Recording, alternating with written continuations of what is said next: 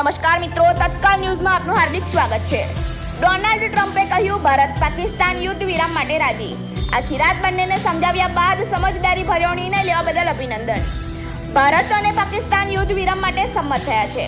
આ દાવો અમેરિકી રાષ્ટ્રપતિ ડોનાલ્ડ ટ્રમ્પે કર્યો હતો।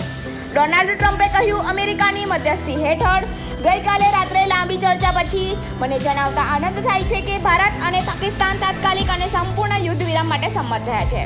હું બંને દેશોને એક સમજદારી ભર્યો નિર્ણય લેવા બદલ અભિનંદન આપું છું। ભારતના વિદેશ સચિવે કહ્યું, યુદ્ધ વિરામ થયું। ટ્રમ્પના નિવેદનના 30 મિનિટ પછી વિદેશ સચિવ વિક્રમ મિસ્રીએ સાંજે 6 વાગ્યે પ્રેસ બ્રીફિંગ માટે આવ્યા। તેમણે 42 સેકન્ડમાં પોતાનું ભાષણ પૂરું કર્યું અને ચાલ્યા ગયા। તેમણે કહ્યું, પાકિસ્તાનના ડીજીએમઓએ શનિવારે બપોરે 3:35 વાગ્યે ભારતીય ડીજીએમઓને ફોન કર્યો।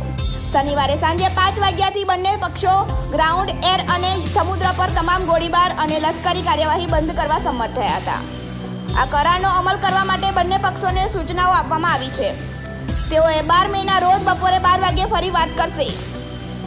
પાકિસ્તાનના વિદેશ મંત્રી ઇશાક ડારે કહ્યું, ભારત અને પાકિસ્તાન પર થતી તાત્કાલિક અસરથી યુદ્ધ વિરામ પર સંમત થયા છે। પાકિસ્તાન હંમેશા તેની સાર્વભૌમત્વ અને પ્રાદેશિક અખંડિતતા સાથે સમાધાન કર્યા વિના આ ક્ષેત્રમાં શાંતિ અને સુરક્ષા માટે પ્રયત્નશીલ રહ્યું છે। આવી તત્કાલ ન્યૂઝને સાંભળવા અને જોવા માટે અમારી ચેનલને સબસ્ક્રાઇબ, લાઇક, શેર કરો। ધન્યવાદ।